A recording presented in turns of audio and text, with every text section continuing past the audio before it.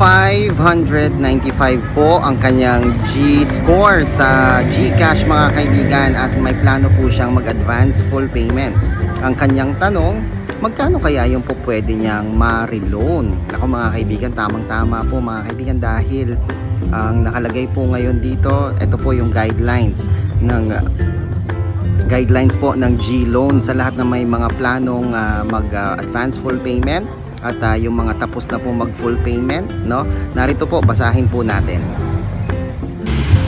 I appreciate your interest in signing up for G-Loan. Again, we are excited to have you back. Just a friendly reminder that every G-Loan application, whether it's a new one or a re-application, will always go through a review and approval process. This is to ensure that we can provide you with the best service possible. The evaluation will be done by our lending partner, Fuse Lending. Also, si Fuse po pala yung nagre-review, hindi po si GCash, and will be based on your eligibility. Please see the minimum requirements in applying for G-Loan. You have a good credit record and did not commit any fraudulent transactions. Your eligibility is subject to credit risk rules and policies.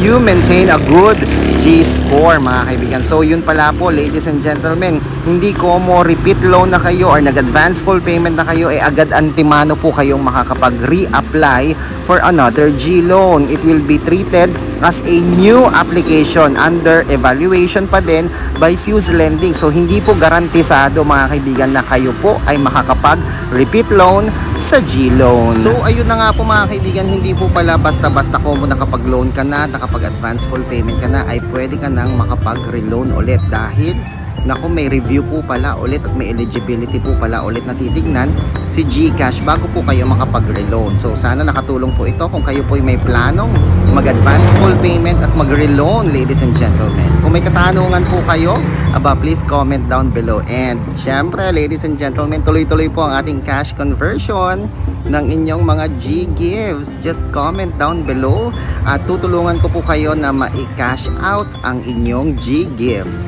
Ako po si Chico. Bye!